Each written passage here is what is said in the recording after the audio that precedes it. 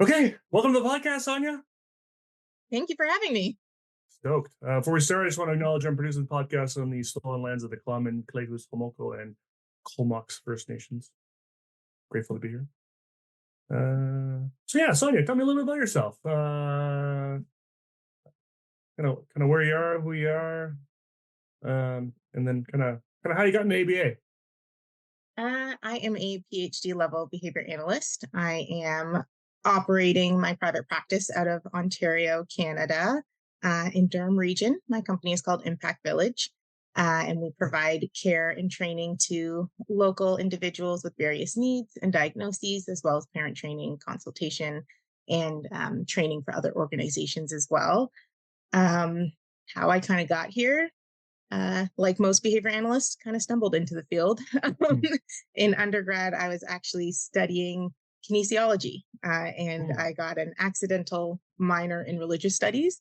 And after that whole thing, while I was working at my university's daycare, I came across and started supporting a child with autism and kind of fell in love with him and his entire way of viewing the world and just kind of seeing the world through his eyes. And so through there, I ended up taking an autism and behavior science course through a local college here. And that kind of just really projected me into the ABA field, started working in an organization in Toronto. My supervisor there recommended the Chicago school, went to the Chicago school, fell Mm. more in love with ABA and people that I met within the field, and then continued on to get my PhD.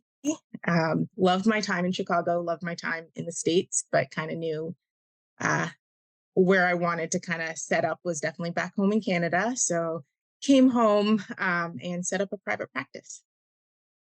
Okay, so it's it's funny. There seems to be a surprising amount of folks that are in kinesiology as their undergrad. This is a thing. This is a story I've heard a lot of when on this Really? podcast. Is that I There's a few and that I've heard too. and I think if kinesiology knew how many potential folks ABA was stealing from them, I wonder. I wonder what they do, and maybe some kind of partnership needs to happen. Why did you get into kinesiology in the first place?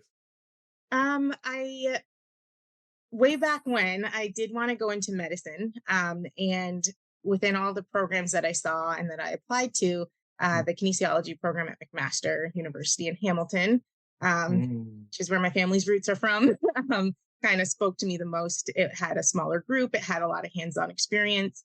Um, we were able to work with some of the lab activities that the med school got to work on. So I got, Yep. you know, firsthand physical and visual experience with um, different lab materials. We got to do like different scanners in the hospital. We got to work on cadavers. It was a Wow. really cool experience to see the human body in that way and to really see. And I think on your comment on kinesiology and ABA, I kinesiology does break down learning in a similar way now that I kind of Mm. reflect on it in terms of Mm. sports medicine and in Mm. terms of understanding kind of the steps that are added on to each other to create this bigger goal. A lot of Mm. my kinesiology um, people that I studied with, they went on to sports medicine. They were, supporting our football team or supporting other teams at McMaster. And so it definitely was in line with that sports trainer behavior analyst Mm. and kind Mm. of understanding just human movement and more of the, I'd say, like core ABA, EAB type of deal Mhm. of really reinforcing those, specific movements that you want to see more of. Yeah, But I yeah, think the mindset is very similar. yeah. Well, and there's more. I'm seeing a lot more, not a lot more, but more BCBAs that are getting into the sports realm, Yeah, and yeah. doing coaching. And there's more and more CPTs, these certified personal trainers and whatnot, that are also BCBAs and kind of combining the stuff. So it makes sense. And McMaster, yeah, McMaster is like one of the top like pre-med places in the country. I think I know my It's a great school. I'm a little biased because that's where I studied, but absolutely loved my time at McMaster University. It's a beautiful, beautiful school, and it was a really great program. You said accidentally got into religious studies. What do you mean by that? So I got an accidental minor. Mm. I have always been fascinated by learning about religions, and learning about other people's religions. I really enjoyed learning about Eastern religions. I really enjoyed learning about cults and how people could kind of get absorbed into that mindset. And so I had taken a lot of electives that were related to cults, that were related to like religious extremism and different things like that were Wow. all under the religious studies umbrella. And then my like academic counselor was like, if you take one more course, you'll actually get a minor because you've taken Wow. so many as your Yeah, yeah. electives. Yeah, So I yeah. took another and I got a minor. So it wasn't an Right on. intentional minor in religious studies. Interesting mix of kin and religion, but it's the way it Hmm. happened. Yeah, I wouldn't even have thought of sort of like extremism and cults and stuff coming up in religion, but I guess, religions can come in many Yeah. forms. Yeah. Yeah. I really, the course offerings that fell under the religious studies department too were also Yeah. very well rounded and really interesting. And so Yeah. um, it kind Now of just you're happened. now you're you're Jewish, and Yep. and so did you learn more about Judaism that you hadn't known about in that program, in those courses, or no? You Uh, didn't take I those didn't. courses. I didn't take courses related to Judaism. I grew up in the Reform community, and so on the weekends I would go to religious school and learned um, alongside my peers, like the Hebrew alphabet Mm, and learning how to read and write in Hebrew. And then we did attend services, especially on the high holidays and on Shabbat growing up. And so I was pretty well immersed within the Jewish community. mm. Like I did Hebrew school until grade 10. I also did youth Wow. group. I went back and taught after I graduated. I went to a Hebrew camp. And so I was pretty well versed on Mm, Reform Judaism. I can't say yeah. I'm well versed on Orthodox or conservative Judaism necessarily, but I feel pretty well versed in the community that I was raised in. And what's I've heard what makes it reformed?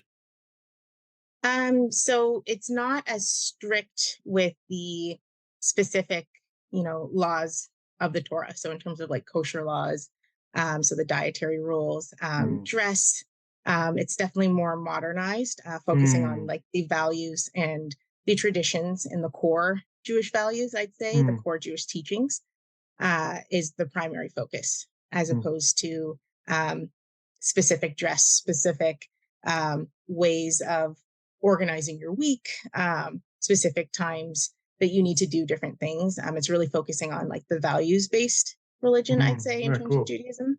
And how far back does reform go? Because when I think of sort of, I mean, in my very narrow perspective of religion, I'm familiar with the Reformed Christian Church, and a lot of that stuff was like 1700s, 1800s. So it wasn't really modern day reform. It was, you know, old school reform. Yeah, Um, I'm not entirely sure when the Reformed Jewish yeah. movement started. Um, I think my synagogue has been around, I want to say, I mean, like well before I was born. And Yeah. so Yeah. Yeah. I think that it's been around long enough. I'm not sure too, like in terms of Mm, Canada, the US, and yeah. global. Yeah. But it's definitely more, and this is just my perspective on it. I feel like the community I was raised in was very much so hippie, Woodstock, civil rights, Jews, social action. Like my mom was the Yeah. social Yeah. action chair at the Union for Reform Judaism. And so a lot of Wow. focus on really the core values of Judaism and Mm, not as much focus on like, oh no, you broke a Jewish law. Like mm, one of my sisters has multiple tattoos. She's still welcome to, pray gotcha. and do it. Like it's not as strict But as other in communities. other versions, that she might not be able to hang out with them, kind of thing. Tattoos are definitely frowned upon and taboo Yeah, yeah. in Gotcha, Judaism. gotcha, gotcha. I got a couple questions about Judaism because I know nothing about it, and Yeah. this is very very super biased kinds of questions here that I need some Okay. context, right? So because my only frame of reference is Christianity, um, Okay. um, so from my perspective, Christianity, you've got the Bible with the two halves, the Old Testament and the New Testament, and we're sort of taught that the Old Testament is, you know, more the Jewish stuff, and the New Testament is, is when the Christian folks started writing in it. And so it was always in my mind a religion, like Christianity. Like Judaism is a religion, Christianity is a religion. But then I started hearing, then I started learning about, the Holocaust and anti-Semitism and all these sorts of things, and and and somehow, and this is again in my young brain, um,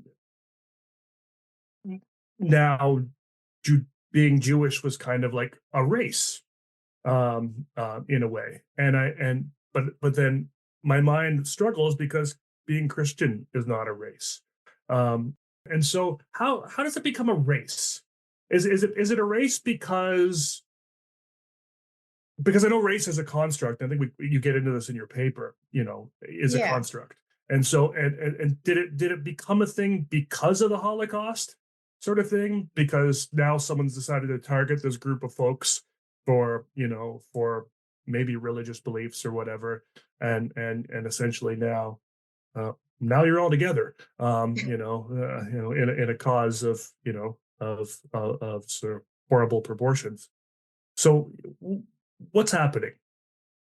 I do think that Judaism is more than a religion. I say Yeah, it's more of a culture. yeah. And I can only speak from my interpretation and understanding of growing up within the community, but I think it has a lot to do with like uh, almost like trauma bonding. It's like we Mm, have been consistently exiled from everywhere that we've lived. We've been executed and exterminated from a lot of our communities.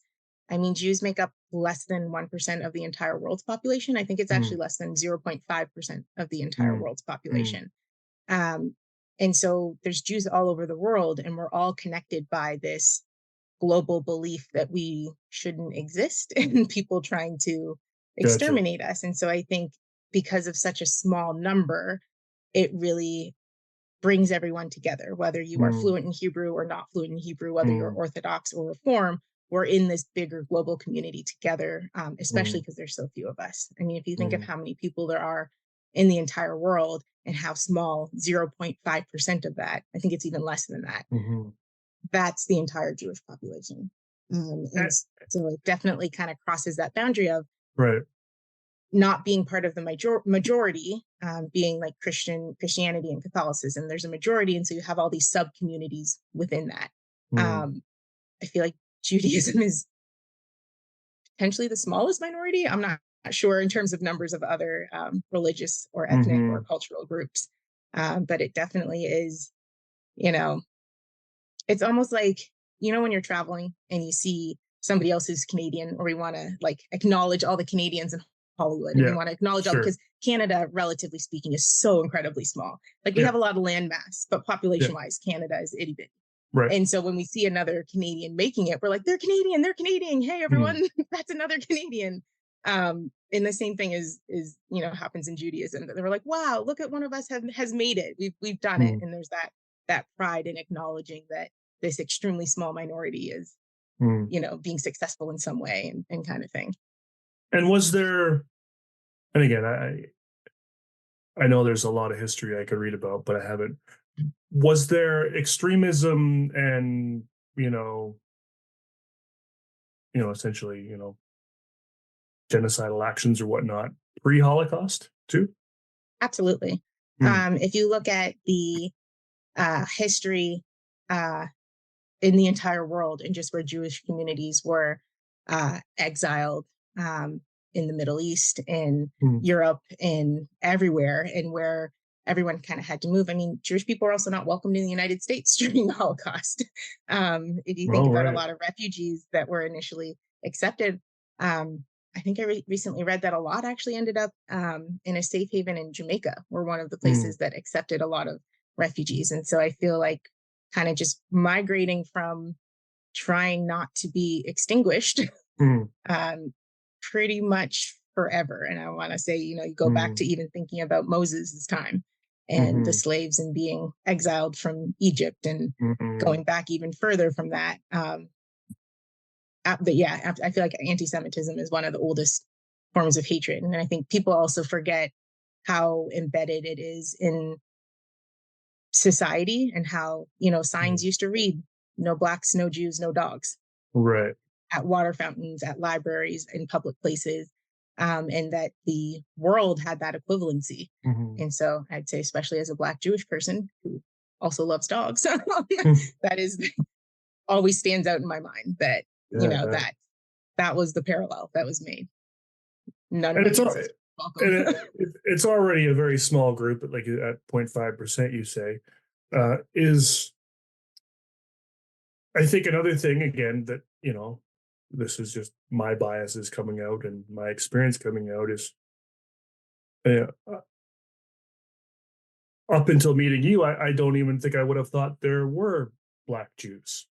Um, Yeah. um, And I think a lot of people, I think a lot of Americans and Canadians would especially hold those biases, which I always find interesting. I find it that when people think of, a Jewish person, they have the image of Jerry Seinfeld or, some yeah. rich, wealthy Jew in Hollywood. Mm. And I believe, if my memory serves me correct, that his mom was actually a Syrian Jew that was um, Mm. came to America. And Yeah. so his history is even not as people like to perceive it or as people perceive Mhm. it. But a lot of people don't think of, um, Diana Ross's children. Tracy Ellis Ross, her last name is Silverstein. Her dad, Mm. Bob Ellis, is Jewish. So her and her siblings, they were raised with the Christmas tree and menorah, and she talks about that a Mm. lot in her interviews. Yeah. They don't think of Zoe Kravitz or all of these Right. other people who are Black and Jewish. They think of predominantly insert white Jew here. Same. Um, Yeah. and I always found that really interesting because If you'd like to collect continuing education credits for this episode, you'll need to enter the 3 secret words at www.cbiconsultants.com/shop. The first secret word is antiracism. before I moved just outside of Toronto, I grew up in Oakville, which Oakville in Mm. the 90s was not diverse. Mhm. I would say that me and my siblings, and maybe a few other people were the diversity in our public school, but my Mm. religious school was more diverse than my public school. I went to Mm. religious school and there were fellow Black Jews. There were Jews from Cambodia, Jews from India, there were Japanese Jews. And so my religious school and my synagogue that I grew up with was Mm. far more diverse than my like kindergarten class or my grade 1 class. Mm. And so I always found it interesting when, especially people were like, "You don't look Jewish," and I was like, "Well, I look more closely related to what Jesus probably actually looks like." Exactly. Yeah. Yeah. And and just kind of always found that interesting about people's biases and people Mm. having very certain images. And similar to what you said, I also find it interesting that a lot of people will say, like, "You're the first Jewish person I met," and then they'll still hold those biases. And I'm like, I am your only example of a Jewish person that you know in real life, and you're Yeah. still, Still don't believe they could be Black, right? yeah. Yeah. Yeah. And Yeah. that Funny. that concept is still there, and I'm just like, interesting. Yeah. Okay. Well, and of course, because obviously there's the culture and whatnot, but I mean, in a lot of ways, it's still a belief system, and so Yes. it's something one can convert to. Like you don't have to be Yes. born Jewish; you can become Jewish, sort of, Correct. or you could Yes, through become, conversion. yeah, Absolutely. yeah, yeah. And so there's no reason why a Jew couldn't look like absolutely anybody on the planet. Yes. And I would say historically, because of how Jews migrated the world after being, exiled, that there Mm. are pockets of Judaism that exist globally, Mm. whose ancestral traits, go back to the Middle East. Um, if you think of how people perceive Jews as well, they also have them in a frame of whiteness and not in a frame of Middle Eastern, and Yep. even their ancestry. When you think of the Holocaust, the reason the Jews were targeted were because they weren't white enough. Exactly. Yeah. And so thinking of that mindset too, and how ancestral, even very white appearing Jews may Hmm. have that ancestral line from the Middle Hmm. East, and not from Europe. And so considering that and considering, you know, the narrative and biases and what people are told, if you think of like unpacking all of our biases, it all comes down to learning history. I mean, Mm-hmm. before, I would say of recent within, you know, our lifespan, I remember learning as a child of framing Christopher Columbus in a positive light until we learn the other side. And Yep. so you kind of Sure. believe what you're told. And I've always been confused how people think a certain way, but I can also appreciate that I grew up in a Jewish community. And so it was normal for me to see the Mm-hmm. diversity within my community. And, you know, similar how there are very racist images of Black people in the media. There are very racist images of Jews in the media, you know, the Mm-hmm. big nose and stealing your money. And that's what's being put out Mm-hmm. there in the media. And so that's what people are perceiving and understanding and digesting. And I guess I had assumed people had seen beyond that or had seen more than that. But again, I grew up in a very Jewish community Mm-hmm. for a lot of my extracurriculars as well. And especially when I Yeah. moved to Toronto. And so my vision of, you know, Jews that I consider my closest friends, they're very diverse. You know? Mm-hmm. No, and certainly, you know, with, you know, with all the events of the world, which we're not going to get into today, one thing we're seeing though is a lot of different Jewish faces, you know, in media Yeah. now that we may not have seen before. And I'm seeing people that look like lots of different people. Uh, I've seen a lot of I've seen a lot of the folks that you're sort of the kind of the hippie level of Jew, and you know, and again, right away, sort of just dismantling these stereotypes that I had formed in my Yeah. head of what a Jewish person should look like and be like. Yeah. And I think it is interesting that it is a lot of people's first time considering that or experiencing that. Mm-hmm. Um, but again, learning history like that, Yeah. I kind of also have to step outside my learning Mm-hmm. history and the community that I grew up in to know that not everyone grew up in that community and other Mm-hmm. people's views. I mean, some of my closest friends who went to Catholic school, for example, I was after they graduated Catholic school, I was their first Jewish friend that they made because in their, you know, little echo chamber of religion, they only grew up with Catholicism as the model, Yeah. and they grew up with other kids in elementary school and high school who also went to Catholic school. Yeah. And so that's all they knew.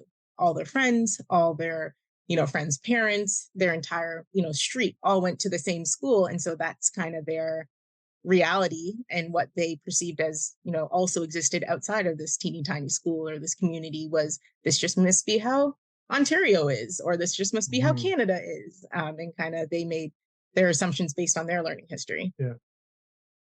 Also, another point you made that was really interesting is around sort of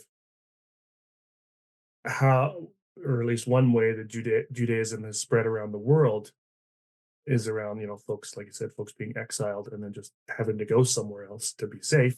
And then, you know, it naturally just sort of spreads that way.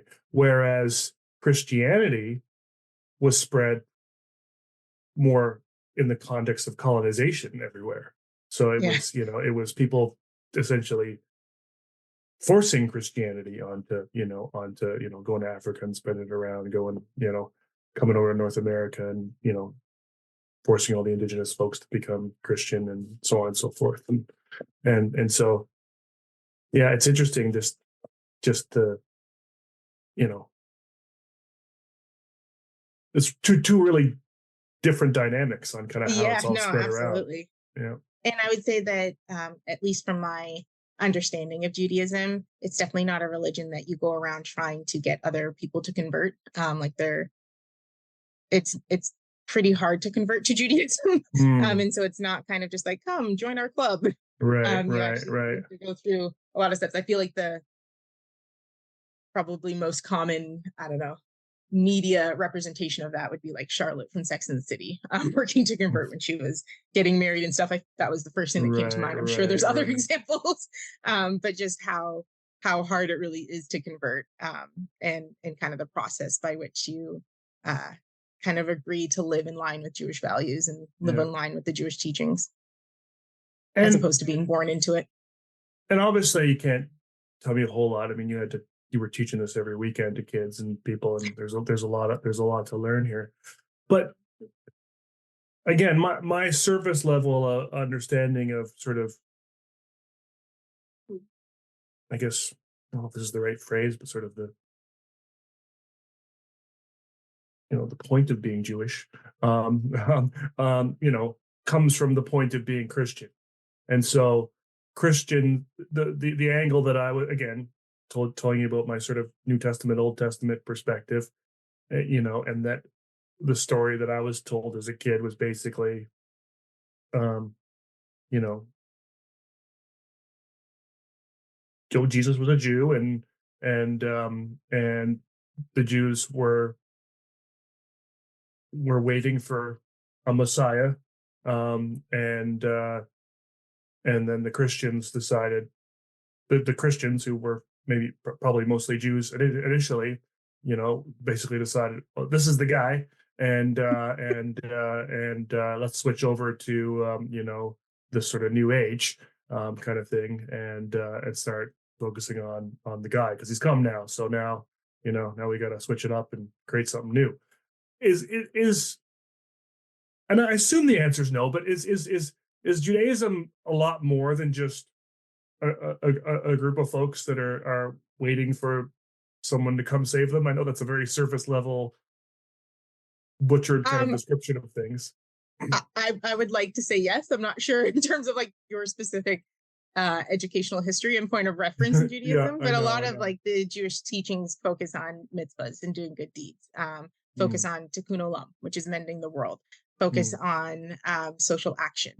A lot of our religious holidays and our stories that we teach down from generation to generation is a lot of freeing other people from oppression, and that nobody is free until we're all free. My mom was actually one of the founders of I want to say the Ontario chapter. Not sure if it's the Canadian. Hopefully she doesn't get mad for me misreferencing her, for like Blacks and Jews in dialogue. And so we kind of talked a lot about the civil rights movement and a lot about the story of Exodus and Moses during Passover comes up a lot. And so it's a lot of teaching, passing down teachings that are in line with social action, which are referenced a lot in the Torah, and which are referenced a lot in the stories that you're taught growing up. For me in my synagogue, and again, I can only speak to like my Reform experience, is we were challenged with a social action project whenever we became like a bar bat mitzvah. And so for my bat mitzvah, in addition to learning how to read and chant from the Torah and stand up and lead a whole service, and reading the Torah and the Haftorah and doing the whole bat mitzvah spiel, we also had to kind of research and learn about a social issue or a social action that was really important to us. For me, and 13-year-old Sonia really went deep into understanding the farm industry, which resulted in me becoming a vegan. And so at 13, I kind of learned almost a little too much about the horrors of the farming industry, and decided at that point I didn't want to participate in it, and focused a lot of my energy on, freeing oppressed animals, in addition to obviously all of the global oppression of humans as well. But my project was really focused on, understanding how animals are treated in the farming industry. And that's what really drove me into becoming a vegan, first initially a vegetarian and then a vegan, and kind of going through there. And so a lot of the teachings really comes back to that value, that like social action, making the world a better place, making the world a more loving and accepting place. Yeah, I forgot we had that in common. That's awesome. Veganism. Yeah. I've been vegan for 15 years now. Yeah. Same reason, animals. Yeah, it's interesting. You learn too much and you can't go back. You can't. It's interesting. And I'm going on a tangent slightly. I'm not going to ask any weird questions, but it just reminds me of a conversation I have coming up with an Inuk researcher. So she's up in kind of northern Alaska, and she's been studying what's the term she used? Substance. So basically the idea of using substance as sort of a framework for kind of as a kind of a prevention science framework for basically for helping Indigenous youth, and youth in the Arctic, and because the idea is that, it just kind of just speaks to your farming point, that Indigenous ways of being were pre-farming, right? They didn't do farming, Yeah. and at a very early age, kids are taught that they have to provide for the family, and they have to be able to go out and hunt, and they have to be able to go out and collect, and that their very first, and again, I know we're both vegans and we're talking about hunting here, but their very first, they have to give entirely to the elders. So they learn very early on that the elders are the people that have to take care of it, and it's all about sharing resources and all that sort of thing. And they embed sort of all these different pieces into sort of this, being able to source your own food in the wild. Um, um, but then they also connect it. There's another guy, Michael Yellowbird. Folks got to Google him. He's actually working at the University of Manitoba, but I think he's from South Dakota, and in one of the larger Indian tribes down there, and he's been studying.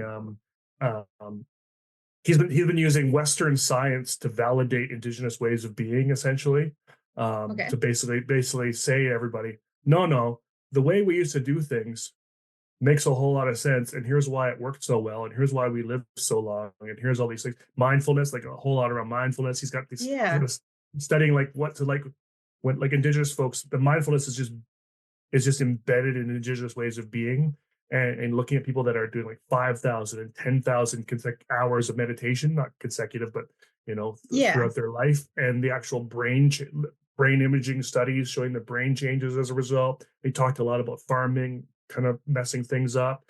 Talk a lot about earthing and grounding, because and that essentially that the sneak, and we're really tangenting here, like that sneakers were one of the worst inventions ever created in the world as far as human health, and that once sneakers were created, most of the diseases started forming because we lost our connection to the earth. um, Wow. and the science behind it is that there's an electrical charge. There's actually some like RCTs and some really good studies on this sort of electrical charge that goes from the body to the ground. Cool. It's worth looking into. But yeah, just interesting that sort of farming is such a colonial practice, Well, that was absolutely. And brought that's here, not to say right? that there are obviously a lot of communities that sustain themselves on animal products, Yeah, and sure. animal meats and byproducts. Yeah, And I think that it's more of the farming industry that I have a yeah, problem with, as yeah, opposed to communities who, through their traditions and yeah, customs, have, been able to not only celebrate that animal's life, but to also use every single piece of the animal and not let it go to waste. And that's the opposite of what our farming yeah. industries have done. And I feel like a lot of people, when um, vegans get together, they're like, oh, well, what if you had nothing else to eat? And it's like, okay, well, this is a hypothetical. I live in Yes. Ontario, where that is never going to be the case. And if anything, I Mhm. can grow my own food. And so you're saying, Yeah, if I was on a deserted island that I yeah, couldn't grow a single food, but there happened to be a pig alive, that what was the pig eating? And so all of these yeah, hypothetical questions, and yeah, it comes down to, I live in a way where I do as minimal harm as I can to yeah, the earth. And yeah, so for me, at this time, I don't need to use leather products. I don't need yeah, to use any animals, meat or animal byproducts or dairy yeah, or eggs or any of that. yeah, I don't need any of that to sustain myself. yeah. And Same. that's the reality. And Yeah, so it's yeah, doing the best in the environment that you live in, I feel, yeah, is yeah. my version of veganism. And in my 20 plus years of giving up meat, I haven't once faced an instance where my choice was go hungry or consume animal products. So, Exactly. Yeah, exactly. Well, and I think, and this woman, she's studying a lot of the folks in the north, and up in the Arctic, where, you know, up until sort of more recent science, um, you know, um, advances, one couldn't grow food, yeah, right? And so meat was the only source of sustenance. They would literally die because there was nothing yeah. else to And there's eat, right? definitely communities globally where that Yeah, is their reality for yeah, sure. yeah. But yeah. Oh, this will be another episode one day. Fun. Because I could really digress on veganism today. But let's move back to kind of what we were talking about here. So a lot of this kind of, clearly, a lot of different intersections, and we can add veganism in there as well, have probably led to, some of the work you're doing. So you have a PhD, but I noticed you don't have the little D after the BCBA. Is It's that because true. you didn't see the point of spending money on something that makes no difference, or because you had the wrong kind of PhD? Um, I'd say more of the former. Yeah. At the time where I did my PhD, I believe, unless it has recently changed, Mm, the PhD course sequence didn't get that like automatic accreditation. You had to mm, go through and find all your syllabi, right, and I right. have not mustered up the motivation to do all of that to Yeah, add the D to my title. yeah, And in yeah, practice, I don't yeah, feel that it necessarily changes yeah. my ability to do the No, work that I want to do. So I certainly don't think any less of you. And so your PhD is in behavior analysis then? yeah, Yeah, so I definitely, continued on at the Chicago School. yeah. And so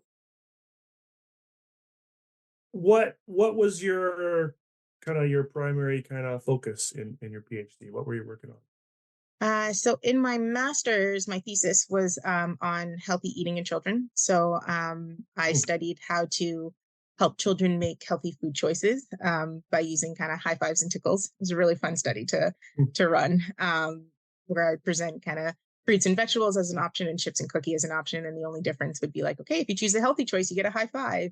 And it was cool to see how valuable high fives are to kids wow. in terms of selecting the healthier choice.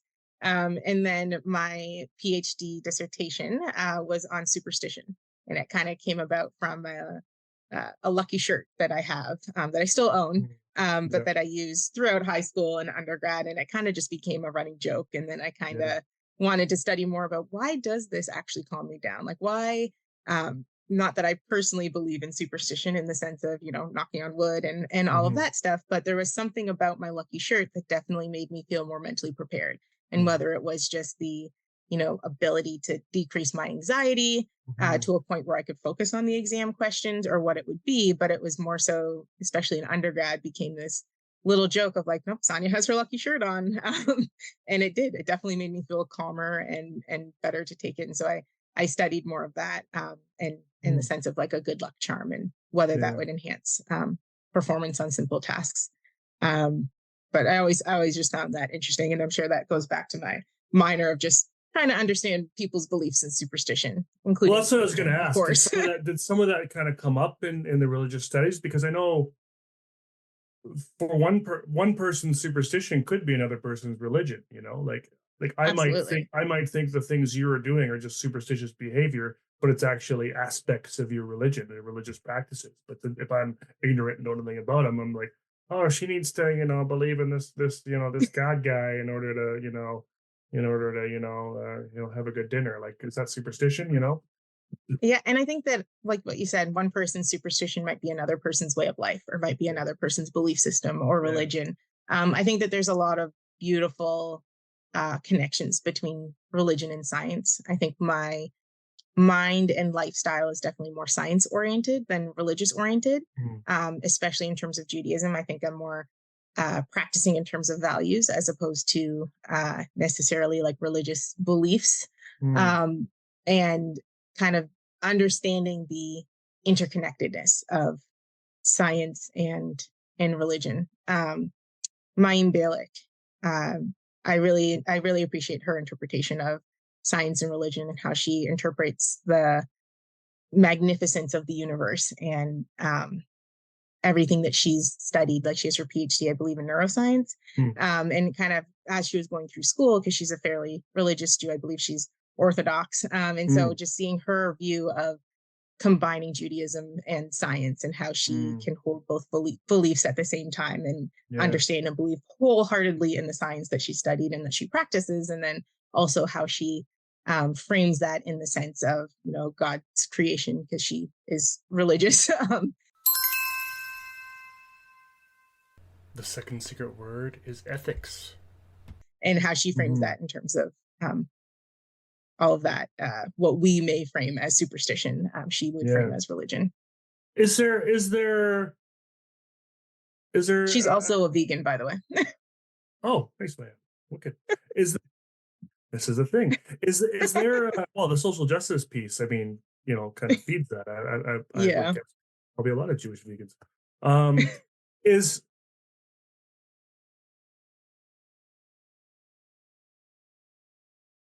what's going to say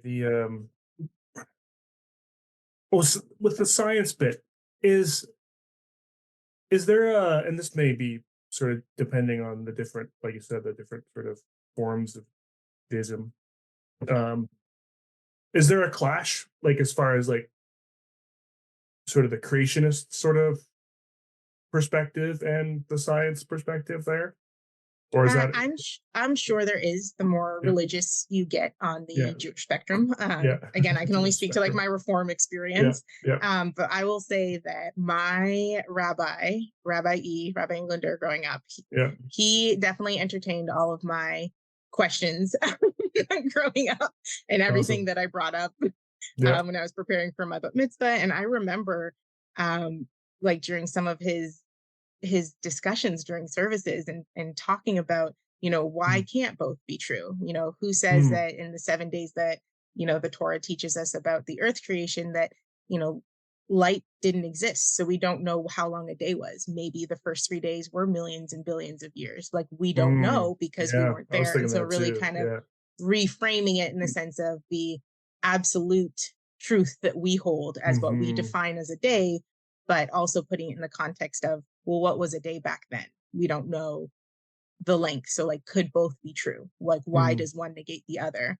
Um, Again, I'd say I'm definitely more values based. I have a much more science oriented mind mm, in terms of superstition versus not superstition. But I remember having those core conversations and my rabbi being very patient with me as I kind of explored who I am as yeah, a yeah. as a scientist, especially growing up in that community. Well, and I've often wondered if some of this also comes out of you know poor translations of Yeah, things too, right? I mean, uh, I just I find it hard to believe some of the English translations, particularly of the New Testament side of things, and then how those are interpreted and so on and so forth. And and there seems to be a lot of kind of whiteness in sort of how some of those things are interpreted. for And so sure. you got to wonder, these are ancient languages. Like how far back does Judaism go? Like, is it like thousands and thousands and thousands and thousands and thousands of years? Like, like, like as far back as we talk about sort of the indigenous folks on our side of the world, kind of thing.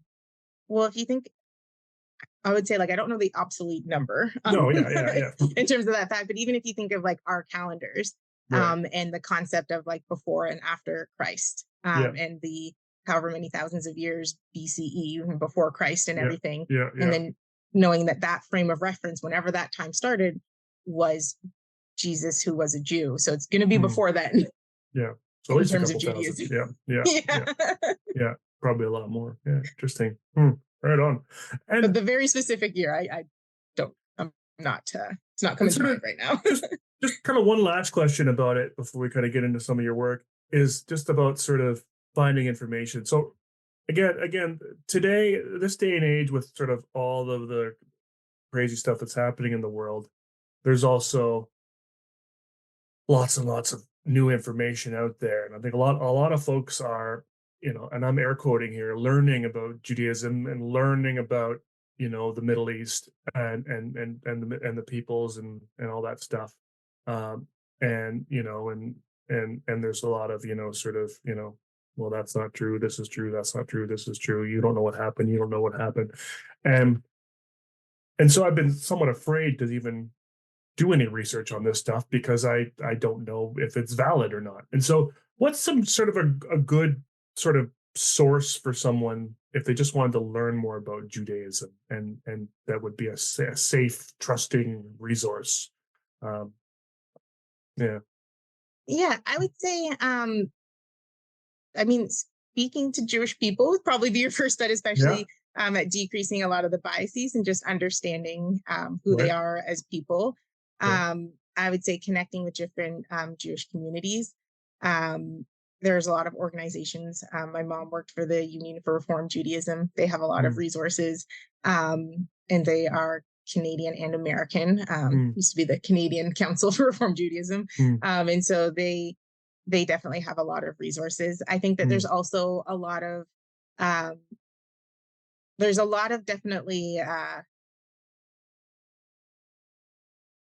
I would say like there's a lot of more traditional Jewish resources that you can like go to, in terms of just understanding the mm, Torah and what the Torah teaches, yeah. for those that are interested in religious texts, Mm, starting there, and yeah. just kind of like breaking that down. In terms of specific books, um, maybe No. I will. I know that my friend John and E, they were uh, recently started reading more about Judaism, and so they Mm, actually acquired a few book recommendations that I actually had mm, never heard of, cool. and so I would definitely ask them for Yeah, those books. they're good at finding stuff for sure. Yeah, Yeah, yeah, they love yeah, reading, so yeah. They do absolutely. big time. Yeah, yeah, yeah, yeah. Right on. No, that's cool. And I think you, like I said, just talking to folks, it's.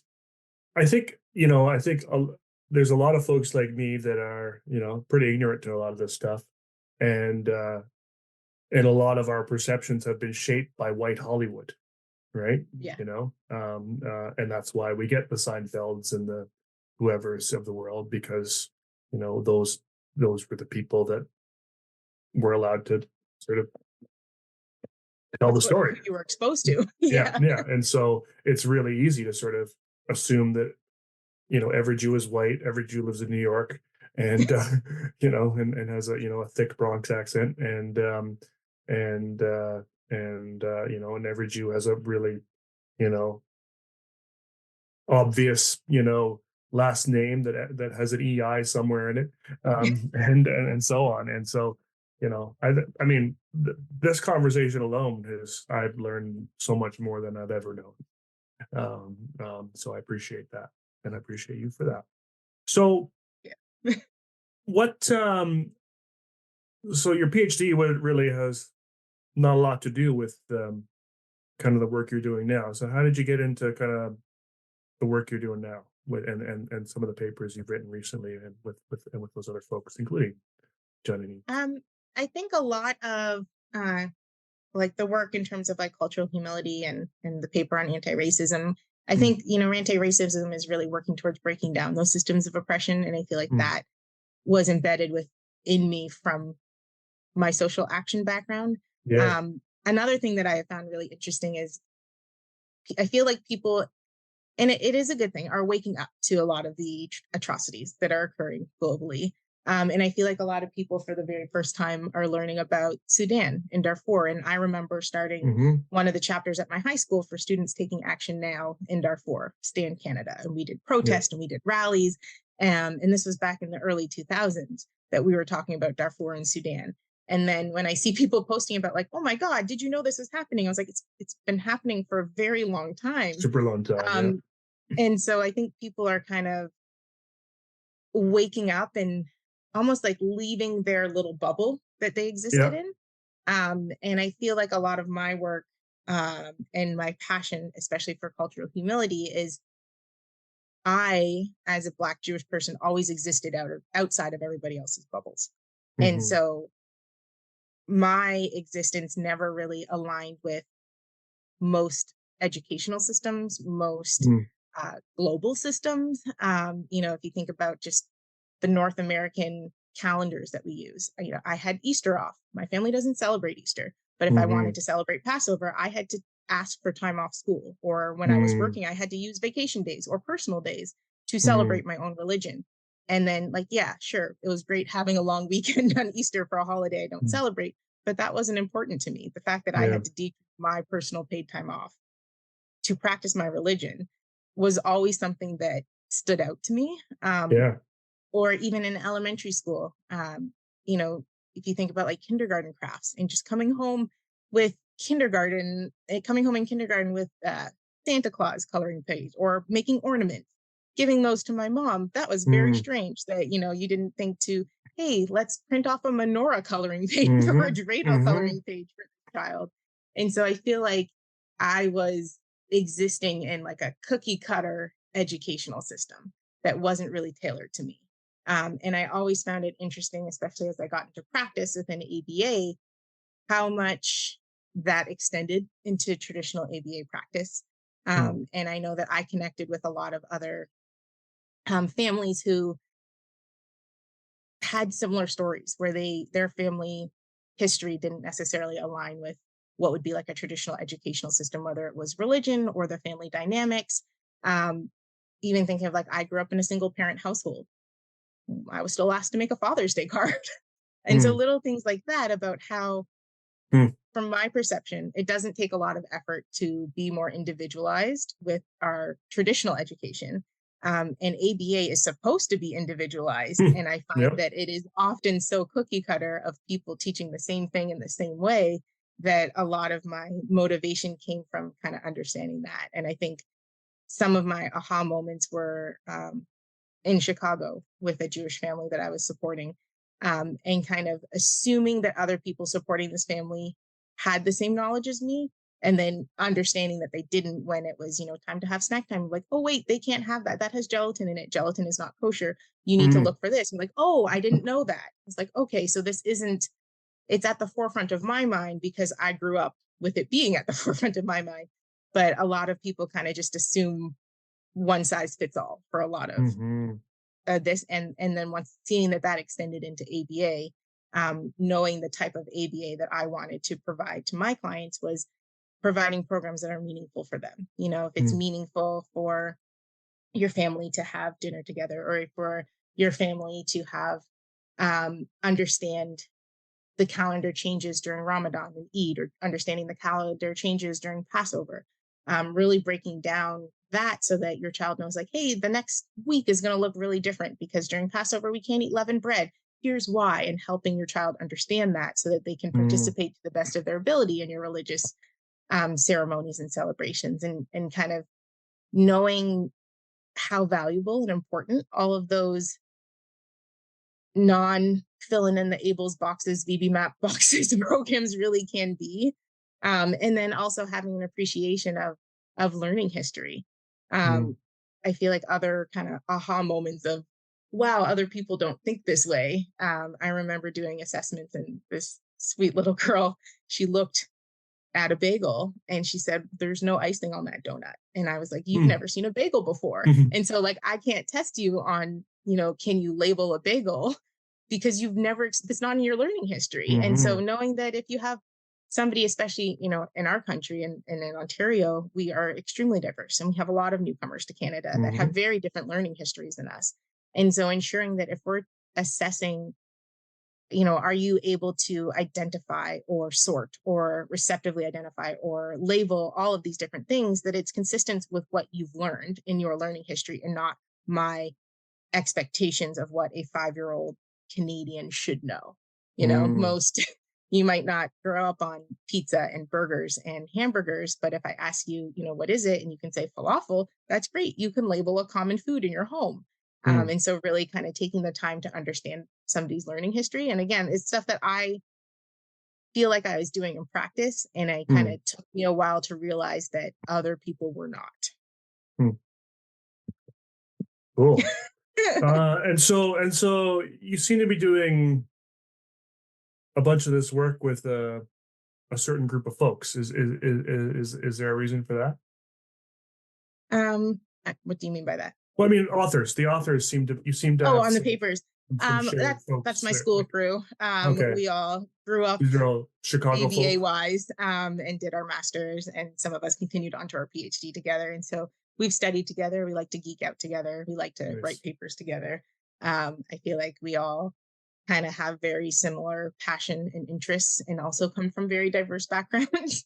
Mm, cool. And so we all kind of were like, yeah, this is an important piece. And so uh, yeah, I feel like it kind of just all came together.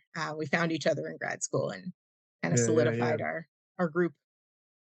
So I was reading a couple of your papers, the look in the mirror one, Mhm. how the field of behavior analysis can become anti-racist, which is I think one we're really going to focus on today. And then I took a look at the one on Syria, which is cool. Um, Yeah.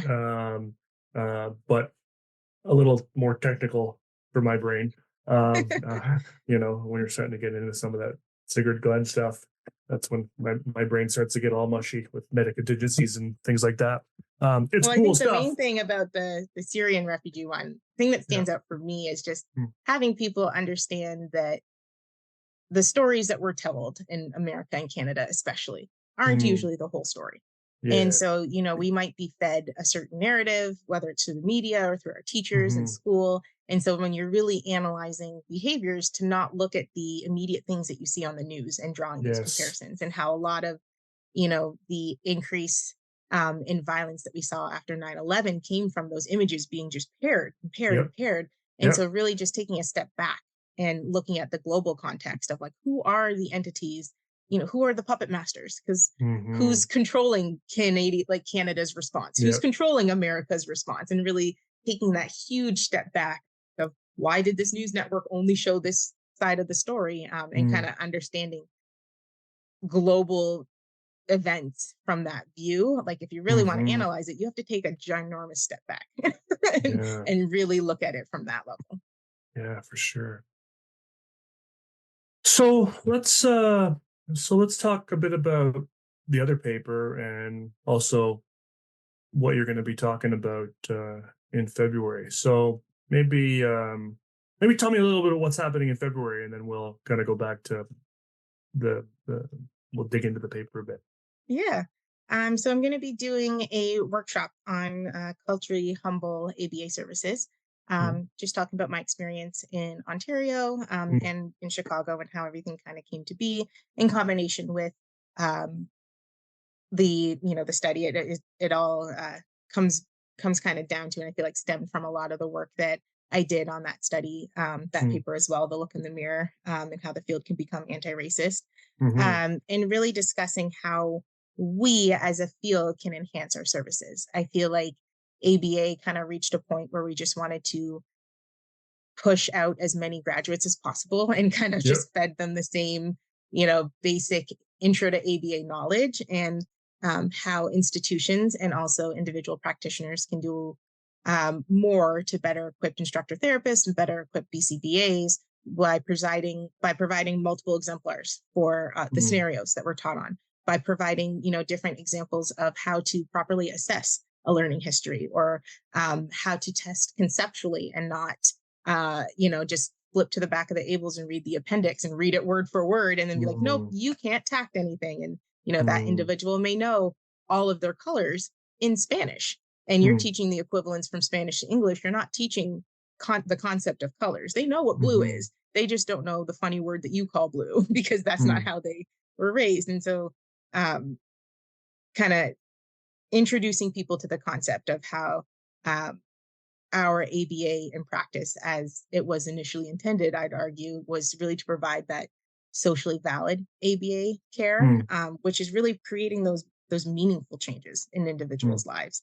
The changes that are going to support them socially to succeed in the communities that they exist in, and then from the cultural humility lens, in order to do that, you kind of have to identify and acknowledge your own biases, and understand that you don't know everything about everyone else, and that all Yep. you are really good at knowing is ABA. And it's our job as Hmm. practitioners to use our knowledge in ABA to support this individual with succeeding in their community, with their family and their learning history, and kind Mm. of going back to the concepts and not the what I always call cookie cutter ABA.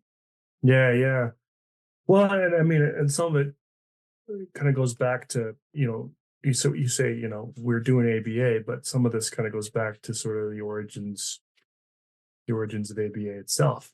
And there's one line, and I know it's hard to sort of pick a line from a paper and hope you'll have all the details around it. But there was one line where it said, "It's not surprising that behavior analysis, which evolved from Eurocentric models, dot dot dot dot dot dot." What's that about? What do you mean by that? Well, I think when looking at the prominent people in the field, who really kind of pushed the field ahead and Mm-hmm. their learning history and looking Yep. at what they may have valued Mm. and that Eurocentric model. And so if you think, what I was talking about previously with like the Ontario public school system, that Mm. model too is a Eurocentric model. It was viewed that, everyone will have Christmas off, everyone Yep. will do a Christmas holiday. And so the model that was Yep. created doesn't necessarily reflect all of the communities that it's now Mm. serving. And so really kind of understanding that that was the origin and that it is a product of the people who created it and their learning histories, Mm-hmm. and what they may have valued at the time of creation, in terms of those core things that we are taught in ABA, Mm-hmm. and understanding that and then using the concepts and knowledge and principles of ABA to also apply it to all these other communities. Mm-hmm. Yeah, I mean, the title of the article is How Behavior Analysis Can Become Anti-Racist. And what I've learned from reading a few Ibram Kendi books is that you're one or the other. You're either racist or you're anti-racist. There's no sort of in between. You can't just be not racist because that's sort of some bizarre, you know, oblivion space where, you're essentially nothing is happening. It's kind of like you're living in a vacuum. And because the moment you're, you know, if you're not doing things to sort of uplift or dispel myths or uplift others and listen to other voices and provide equity and so on and so forth, then you're contributing to racism by not doing any of those things. And so he really points out that you gotta be one or the other. You can't just be sitting on the sidelines, sitting on the fence. Yeah. Yeah. And so the implication here then is that behavior analysis is racist, because the paper is how can we become anti-racist? And so, besides sort of some of the obvious, examples you've given about a couple of these curriculums, and I use Abel's VB-MAP examples quite a bit because they're easy to pick on. I They're mean, convenient. they've got some really obvious targets that don't make any sense to a whole ton of different cultures. And so a lot of folks, and I've heard lots of folks talk about sort of culturally responsive care and essentially taking those assessments and switching up the targets to make them Yeah. more culturally related. So that's a great example. But what what are some of the other problems besides Abel's and the VB-MAP with behavior analysis? Well, I think even if you look at how we're taught ABA, Mm. and if you look at the examples that were given and the scenarios that were given, and even ethics scenarios on the BACB exam, and you look at the core texts that are used to teach us, Yeah. I think one way that we could move uh, in the anti-racist way would be to create textbooks, create learning stimuli, create examples that would create more well-rounded individuals who can Mm. think critically, and provide care to ideally anyone, but to a wide variety of Mm. people that they may have been, better equipped to. Understanding something as simple as, individuals who are kosher or who are halal, they don't eat pork. Can't give them Mhm. marshmallows or gummy bears or gummy worms. Right. And so even stuff like that, kind of embedding all of those examples will help the field go beyond the very Mhm. specific Western Eurocentric model that Yeah. is kind of taught and used in all the appendices and used in all of the examples and used in, and everything. And I think, in Yeah. addition to that, is really ensuring that we are supporting the creation and maintenance of organizations, Mhm. and like for elections, for, board members, for everything that we're working towards creating a more Mm. diverse and equitable representation of what ABA is now. Mm. ABA is extremely diverse right now, whether Mm. it's the communities that we serve who are very diverse, the practitioners that are practicing ABA, the researchers, in ensuring that there are mentors and that there are organizations and that they are represented, within Mm. these organizations and how huge that is. My friend Cam, he was a TA at the time when I was studying, and then became a professor at TCS. Mm, But when I look at the representation of who taught me, there was no one who looked like me that taught mm, me. mm, And so, just thinking of that too, Well, it's and how we interesting. can really work towards increasing the diversity, especially in like supervisory roles, Yeah, in academic roles, at ABAI, at the BACB, at mhm, local chapters and stuff like yeah. that. I mean, it's interesting you talk about sort of all the sort of resources we have that are and seminal textbooks and writings that are all very Eurocentric and yeah, yeah. I've joked on several episodes that it's funny that our main book is White book. nicknamed the White Book and how white it is, Yeah. in kind of so many ways. So it's fun. It's funny. I think we really do need a new White Book, Yeah. that's maybe a different color and with some different topics in there. Um, so so what about sort of research wise? Like historically, has research been also racist in ABA or at least Eurocentric?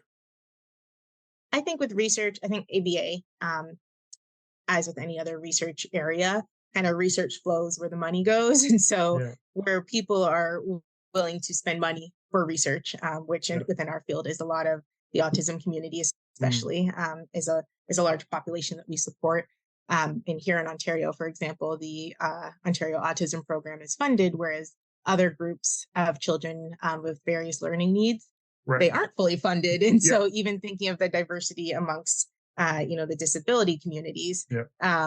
and kind of working to ensure that everyone has access to ABA services who may benefit from it, and kind of Mm. looking at those again, like that system Yeah, at play of yeah, who's making these decisions, and how yeah. can we have more people access the care that they need. The reason I asked the question is because I know I had Dr. Evan August on a while back, and he's a black psychologist, doing some really cool things, and he wrote a paper that essentially described the history of psychology over the last 50 years and sort of the reason for the formation of of, of the Association of Black Psychologists, which in many ways is kind of separate from the APA, because all of the research was very, like straight up, no Yeah. argument racist. Like it was, and I've talked about this in a few episodes, but all the research to sort of determine the diagnoses and the problems were done on black and indigenous folks, um, and all of the research to solve the problems, the subjects were then all white folks, Yeah. and that's you know, and that history goes up until today. Like there was examples from sort of current times of how that's still the case. How does ABA research compare? Because I mean, historically, I mean, we do go back, a good 50, 60, 70 years when a lot of this and when a lot of this sketchy psychology research was happening. Yeah, and I think, I mean, definitely, if you look at our history and the populations that research was conducted on and the populations that it's then reported on, it is really important to look at. If you're studying the effects, just going to throw it out there, like the effects of a token economy system on classroom attendance. Mm, Was this at a private school that was predominantly white, or was this hmm also effective at a school that was predominantly Black, or a hmm school that was predominantly white in a lower social economic status? And so hmm looking at hmm all of those other variables and how it's reported, and how would we be able to decipher the effectiveness of, the protocol, or the effectiveness of, the teaching strategy that's referenced hmm in relation to the population that it was studied on. So this article is great because I love these kinds of articles because and there's been a few of them out, in recent times, mostly published, I think, in this journal, where you do a really good job of outlining all the problems, but then you actually put some steps in for things, you know, we can do to do better. Like I I mean, love these behaviorist guys. analysts love a good list of things to do. Yeah, a good list of action items. I mean, and behavior analysis practice from, you know, I'm kind of neurodiverse myself, and I'm very literal in a lot of my thinking, and so I really like, you know, direct, explicit instruction in terms Yeah. of kind of how to do things, and so I really like kind of, you know, and you kind of go across sort of different levels. You talk about sort of, you know, kind of the science overall. You talk about, you know, higher education. You talk about, you know, organizations and providers, and then you get right down into sort of more individual Practitioner level. practitioners and stuff, which I think is kind of the focus of your presentation in February, is more on that individual Yes. level. Um, One area I think that you know, I feel like we're kind of behind the times in is in our big organizations.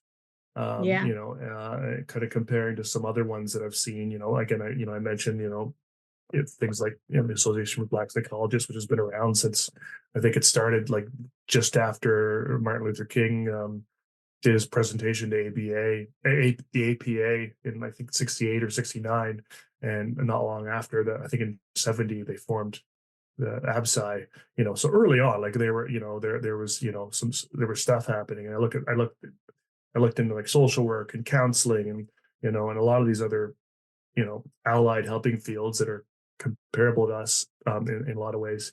And, you know, they put a lot of stuff in place long before George Floyd was murdered. Yeah. They were on it. You know, I don't know. You know, I mean, I know there's still lots of work to be done, and I've interviewed folks from, you know, from NASP and from the American Council Association and the National School Counselor Association and some social worker folks, and, you know, they still have a lot of work to do, and they're still doing a lot of the work we're doing, but they do seem to have a lot more frameworks to work in, and you know, more, you know, sort of sensitive ethics codes and whatnot. Um, how are our organizations doing? I think our kind of, for most folks, I think our three big ones are ABAI, so the International Association of Behavior Analysis, the BACB, which is the Behavior Analyst Certification Board that gives us all of our BCBA credentials and whatnot. And then there's the APBA, which is the Association of Professional Behavior Analysts, which is maybe slightly newer and slightly, you know, slightly a different kind of role than the other ones. How are these big groups doing? In terms of their diversity or their work towards anti-racism. Well, both, yeah, yeah. I mean, I think if you and we were talking about this before, if you even look at like the diversity amongst board members, or if you look at Mm-hmm. the diversity amongst individuals who are making the or updating the ethics codes, Mm-hmm. and what knowledge are they using to create these updates and changes, and what is the lens that they are viewing the ethical problems from that they are Mm-hmm. even Mm-hmm. suggesting these ethical changes. Yep. And so I think that we have a lot further that we need to go. Mm. I think, like what you were saying, that it seems like our field was projected more after George Floyd, and after everything has kind of transpired, as Yeah. opposed to being more in line from the beginning.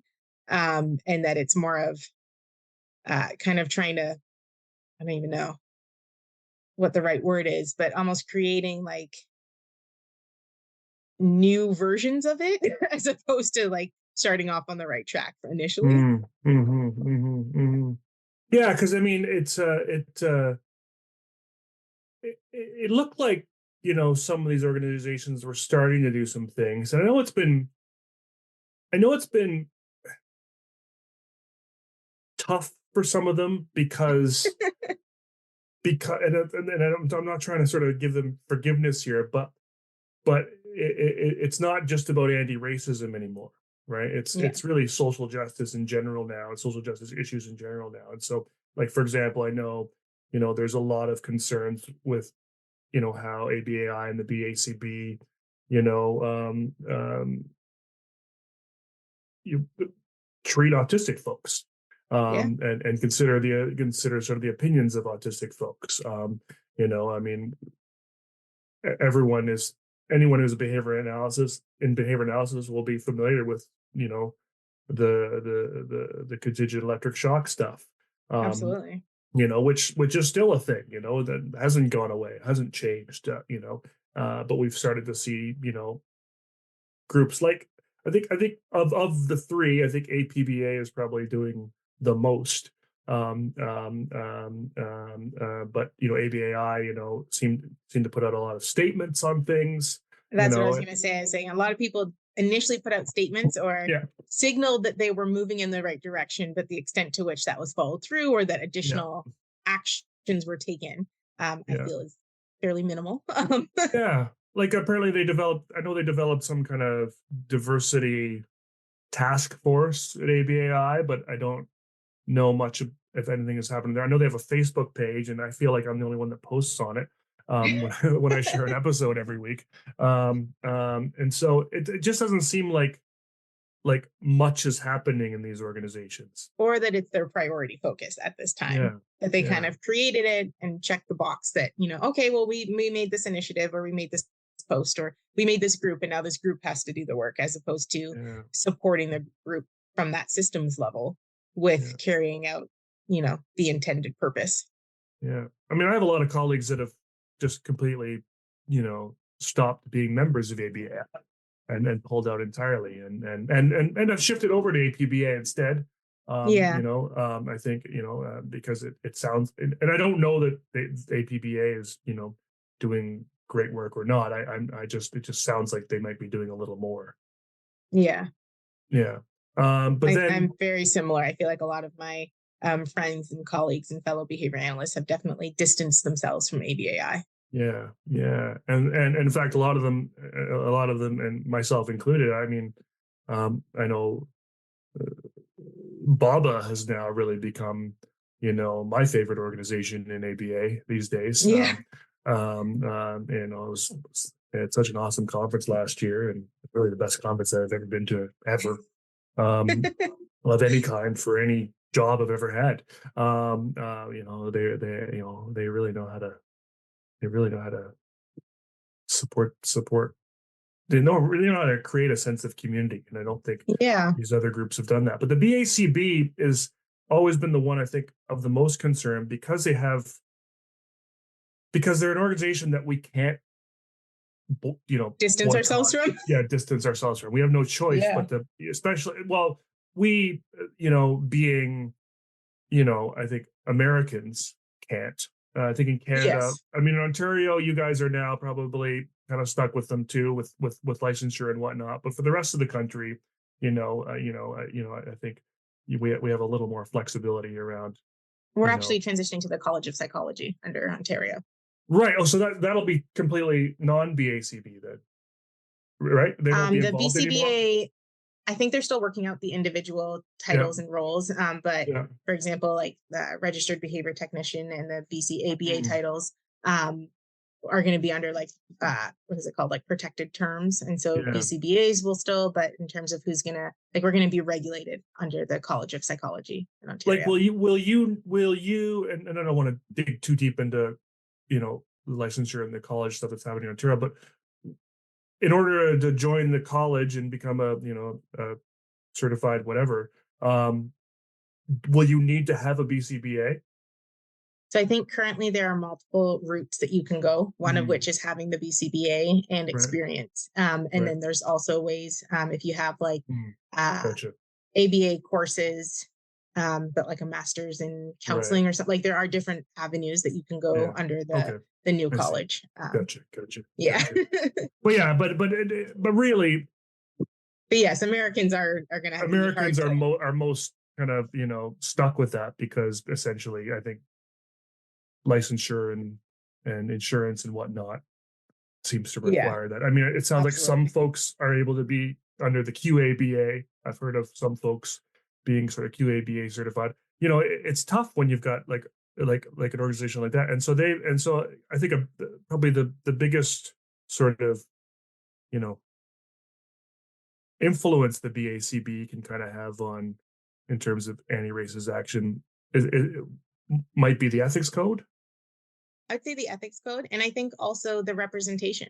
ensuring Mm, that, our certification board and the members of the board and the uh, all the branches of the BACB, that they reflect the behavior analyst population that hmm. exists, that are providing the care, and Yeah. the population that we're serving. Like, it would be fantastic if they had autistic individuals that were supporting the board and supporting the ethics and supporting all Absolutely. of that. Yeah. And in Yeah. addition to ensuring that the board members are diverse and represent, Yeah. the communities that are providing behavior Yeah. analytic care.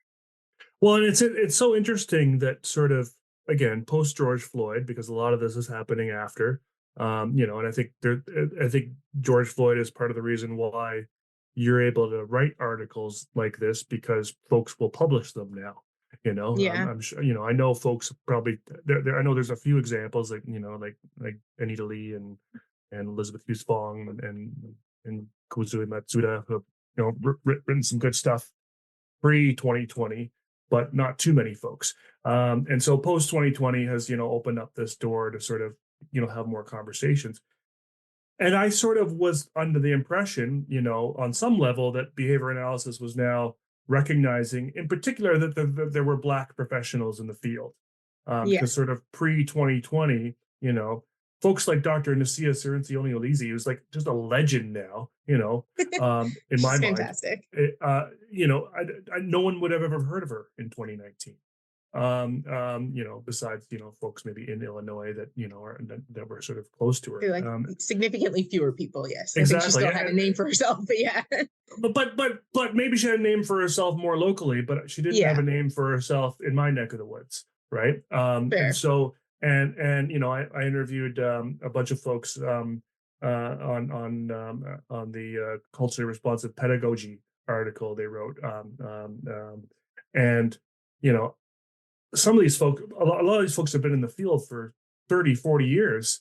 And, and again, hearing about their work was, I think unless you were sort of in those circles, Yeah. you weren't kind of hearing about this stuff. So point being that sort of post And I 2020, think that also goes back to what we were previously talking about in terms of like the textbooks and who's yeah, being referenced and what is yes, being shared at yes, that, intro to ABA level, yes, that can yeah, really get people off on the right yeah, track, and yeah, rewriting a lot of those yeah, introductory texts to ensure that they include all yeah, the amazing diverse authors, yeah, and all the amazing work that is being done, but yeah. it's just not being highlighted. Yeah, and I have no doubt that Dr. Nasia was doing brilliant, amazing work pre 2020. I mean, she must have been. She totally is, and she's been in the field a long time, and she knows her stuff. Um, uh, but it seems like sort of post 2020, the rest of the field was starting to go, hey, we need to start paying attention to some of these other voices, and so I sort of expected over that time that some of these organizations would then kind of jump Step on up. board, step up, particularly because some of the what maybe the leaders, not maybe not the sort of the top leaders, but some of the folks that were high up in those companies were folks that I considered to be probably ally type folks, Yeah. and yet still not a whole lot of change in terms of representation. And so it brings me to sort of you mentioned sort of diversity on the board and sort of representation. We're this episode is one of these rare ones that's actually going to go out not long after we have the interview, and so this will be timely for folks. But right now we're in the middle of elections with the BACB, and I think there's at least two spots on the board that were up for election. And there were, and I saw for each position there were two nominees. But I was surprised to see that neither of the nominees were the ones that I nominated, because I did Yeah. I and folks will recall I put out an interview in December with Kelly Baird and Jerron Trotman, who are doing just incredible work right now around sort of increasing the diversity in the field. Kelly has founded MOBOC, the Missouri Black Behavior Analyst group, and then with that, she's also founded the TAP initiative, which is essentially looking at putting at getting historically black colleges and universities to have more ABA programs, and they're advocating Amazing. for that. She's started the Black Women in Behavior Analysis Day in February, and then John Trotman, who founded the Black Men in Behavior Analysis, which is even a more of a minority group. With it's something 4% of behavior analysts are black, and probably 1% of those are men.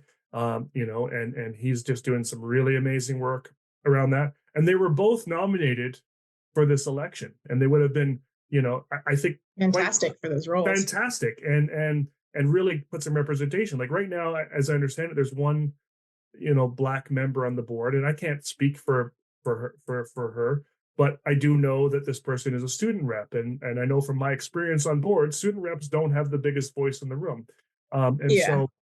so I don't really think that would be considered representation, in its fullest form. And so this was a really great opportunity for two, really knowledgeable folks about sort of what's going on in the field and current events, and their nominations didn't even go through, Oh and my and it goodness. and so I don't even know, and I don't even understand why or how, because there doesn't seem to be any transparency in terms of how the board selects nominees. Apparently, there was a write-in option at one point. I don't know that for a fact, but this is what I've been sort of told.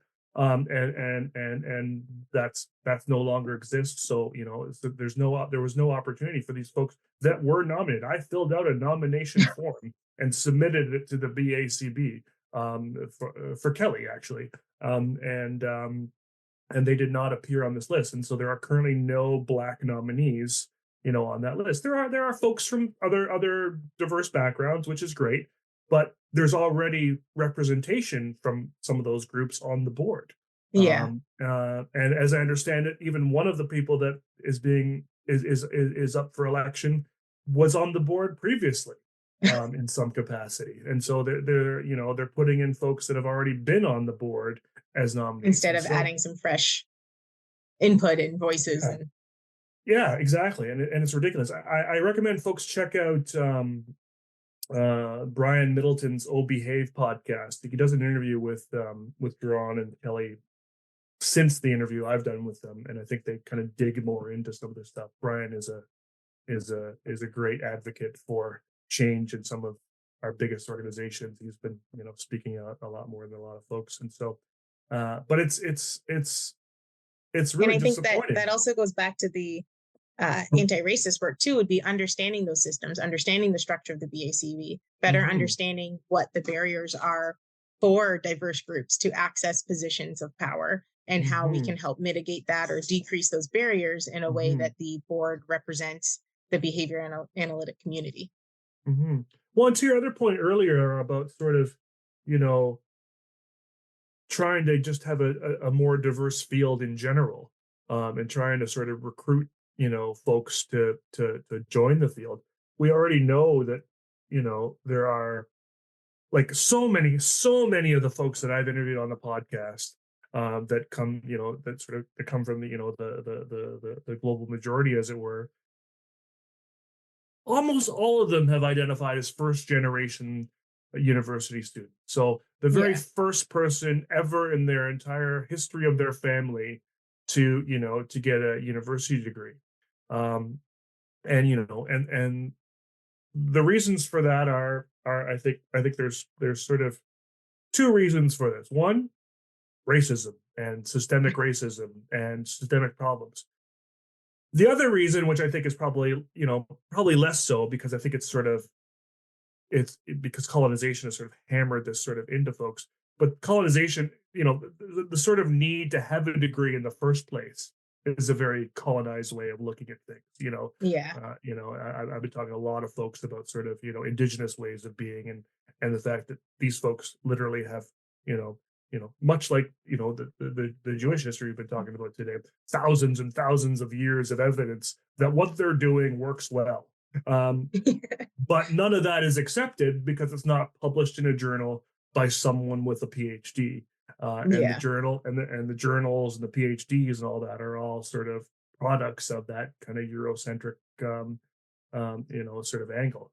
But fact is, if folks want to be in these kinds of fields in North America, they need to have these degrees, they need to have this training, and there are so many barriers for getting into that. And the BACB is probably the one organization that could have the most influence on on helping these folks get in, and I don't think they're doing that Absolutely. work.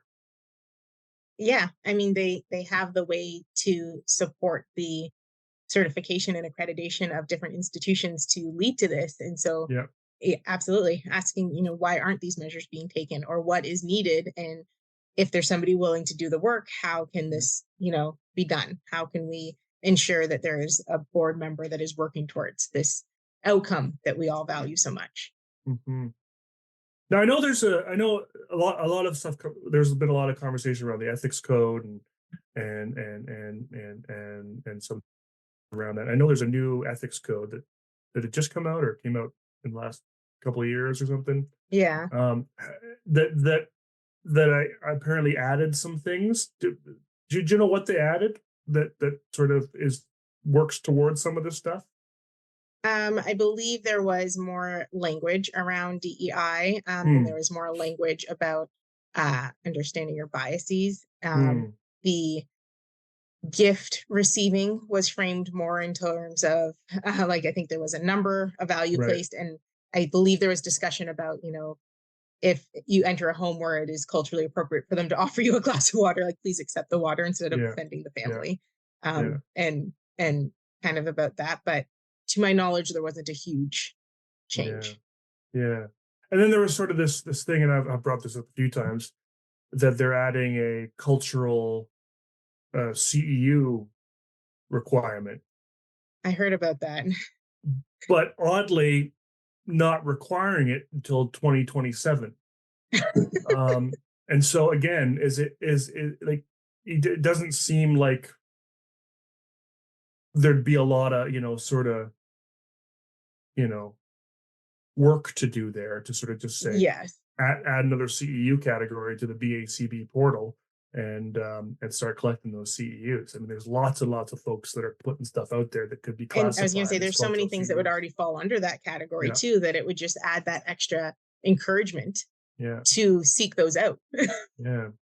So it feels to me like I think this paper was maybe written in 2020 or maybe first published in It's published in 2021, 2021. Yeah. and then I think it made it into paper version in 2022, but it was published in 2021, so that's 3 years ago. A lot of we won't get into them all. There's lots of amazing recommendations in here. Does it seem for the most part that these haven't really been followed? I would say on the institution and structural level, it seems like there were a Mm, lot of good intentions, mm, or a lot of, posts being made or statements being made. mm, I haven't seen a huge change overall. yeah. I will say, and this could be a caveat of, just where I exist here in Ontario, Mm, and with organizations that I have personally worked with, that there is more of a drive on the practitioner level.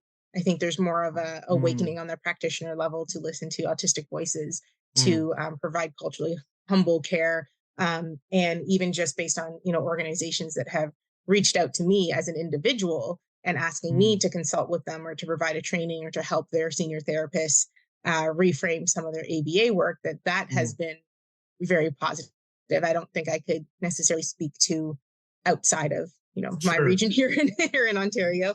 I haven't seen or heard about it. I'll say, but Yeah, yeah. that's not to say that it doesn't exist. But I would say it hasn't existed in a way that uh, Mhm, mhm. made waves enough for me to hear about it here. Can you tell me a little bit about the work that you do with some other agencies in Ontario? Yeah. So after I'd say in the thick of COVID, is my kind of frame of reference. Ontaba put on one of their the Ontario Association for Behavior Analysis put on a panel, and I was one of the panel members, and it was Mm, talking about providing more culturally humble care and DEI within practice. And in that, I was discussing my paper and discussing some mm, of this work that we've talked about in this podcast so far, and a lot of it. Um, sparked interest, I would say, in some organizations here in Durham and in Toronto. And so through that, I was asked to consult with a couple organizations, and that kind of helped build the idea of providing more of a consistent workshop or training to really help at the practitioner level. And I also work with the Durham College here, who has a number of ABA programs, and I'm on their program advisory committee. And so, Cool. helping them embed, like I was saying, more examples and making sure that their students are aware. And depending on, I'd say, we also have some practicum students from the college, and some students have definitely taken the DEI courses that they've offered, but I've also had some first year students who I've asked them to make a schedule, for example, for a Black girl, and all the images were little white children. And so I had to point out, being like, this is her morning routine. Let's make sure her morning routine reflects her. Even if they're cartoon images, they should still reflect her and her family and what her family looks like. And so just pointing that out. And I will say that, this was a first year student who may not have had that class yet. Still hope that it would be embedded more within those intro to ABA first day classes.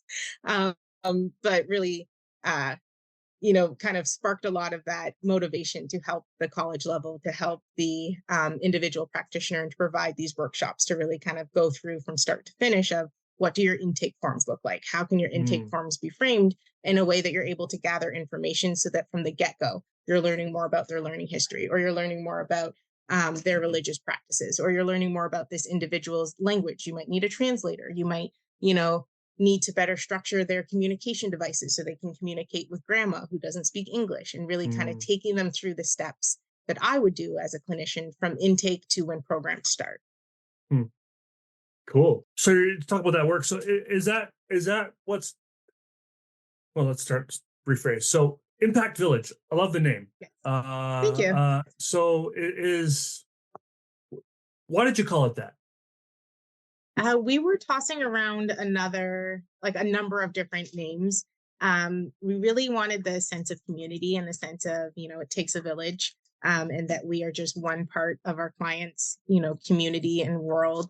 They have their family, their parents, their grandparents, and we're just one part of that community that's going to help them thrive and help them, be the best that they can be. And so we really wanted that sense of village, and then the impact of just creating that positive impact.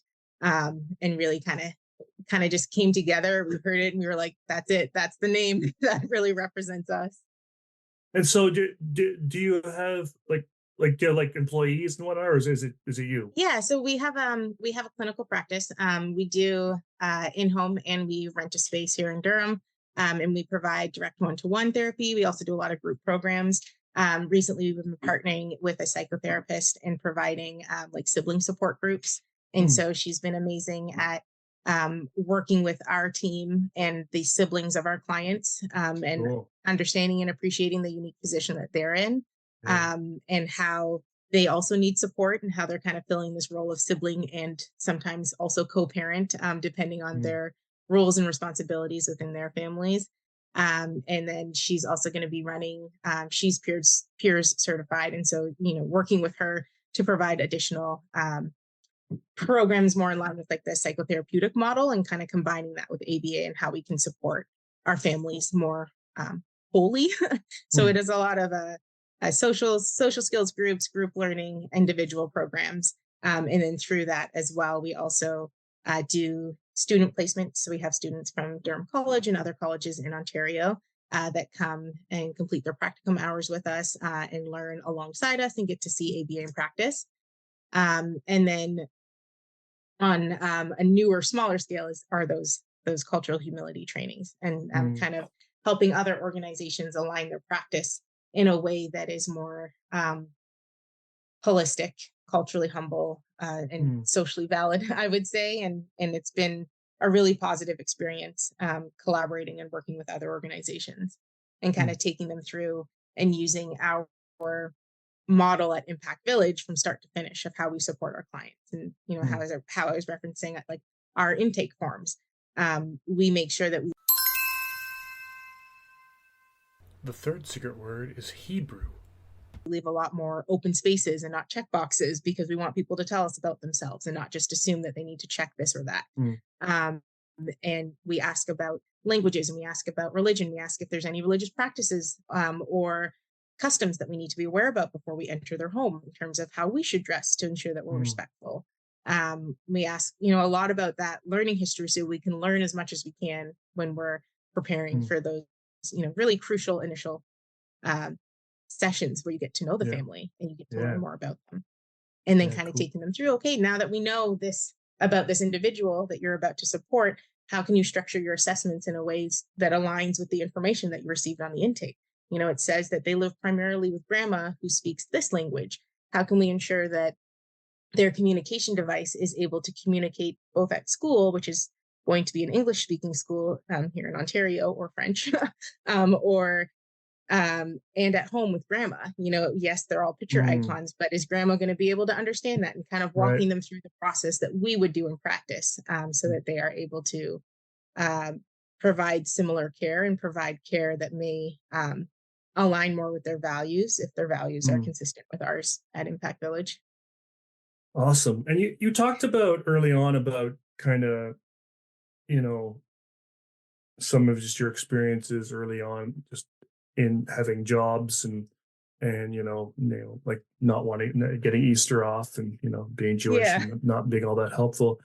Have you been able to sort of provide supports for your staff in that way to sort of that sort of deal with? I know some of that's kind of has to be connected sort of to like provincial laws and employment standards and things like that. We definitely do our best, and any time requested off for religious or cultural or personal reasons is of course granted. We don't have control over statutory holidays, and so everyone here gets Christmas and Boxing Day off, and everyone here gets Good Friday and Easter off. That's like an Ontario standard. And as a business within Ontario, we also need to, close during those holidays and properly compensate our staff during those holidays, even if they don't necessarily follow or are members of that religious community. We definitely do our best for our clients as well. Like, we'll have a winter holiday party, and for all of our clients that are attending, we ask them to fill out a form like, what holidays and traditions does your family celebrate? How could we incorporate that into ours? Would your child like to help their friends learn about what your family does? And so we kind of make it more of just a universal schools out celebration that happens to take place in the winter, and kind of veering away from that. And I know that has, for me at least, definitely come from, having to be a reindeer in the Christmas concert growing up and stuff like that. And so I think we are doing the best and always trying to learn and grow to do more, but structurally too, the way that it's set up here in Ontario in terms of stat holidays and time off work, they do more correspond and correlate to, Christian holidays. I just know, I'm in British Columbia, and I know our employment standards do actually allow for some flexibility. And so one thing we're piloting this year is because there are federal statutory holidays and then there are provincial holidays.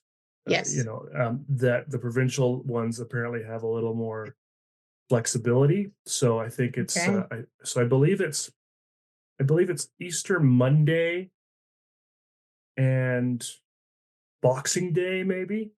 I think you're right. The Easter Monday is maybe optional. The Friday is not. Like, there's a difference. And I know with us too, like the civic holiday, one thing, like one of our we don't get Truth and Reconciliation Day off, which I was pretty shocked about that wasn't a stat holiday.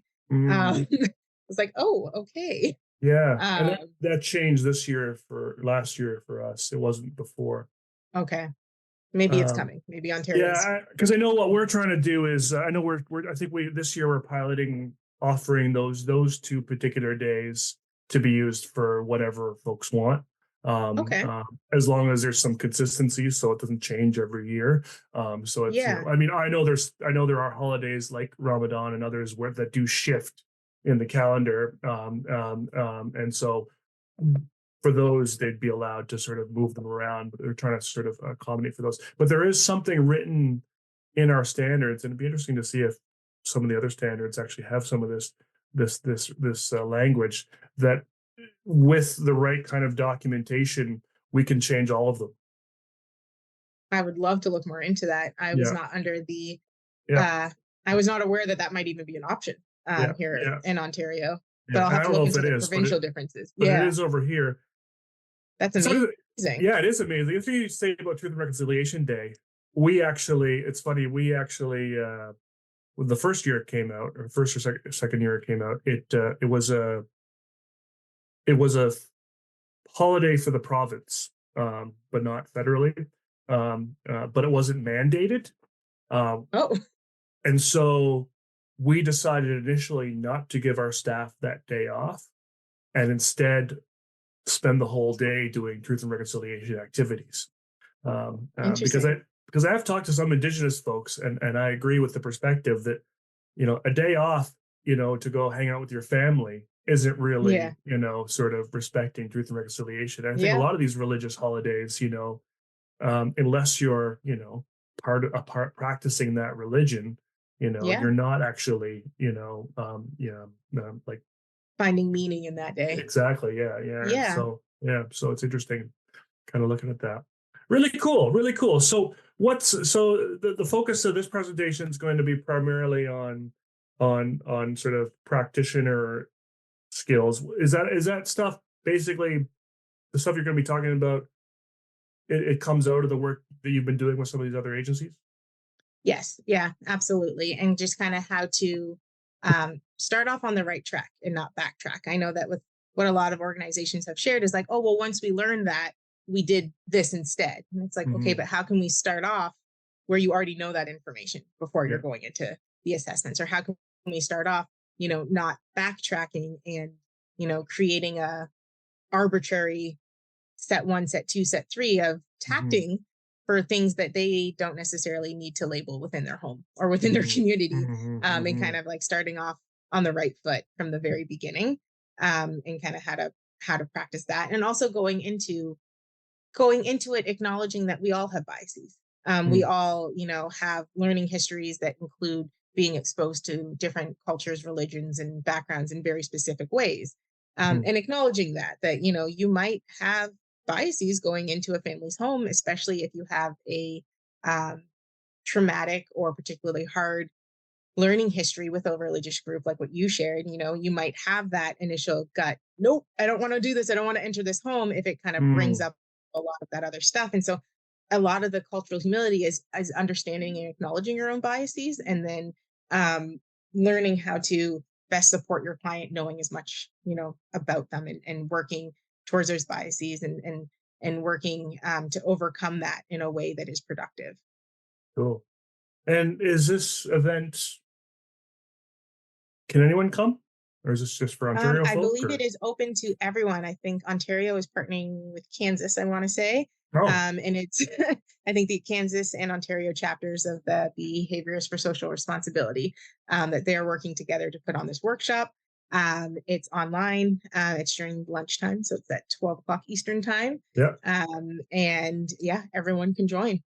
cool. And then also Louis Bush is also doing something. Is he presenting on something different, or Yes, I can send you his abstract because I don't want yeah, to misquote what yeah, his presentation is. But yes, yeah? he and I are both presenting during the lunchtime workshop.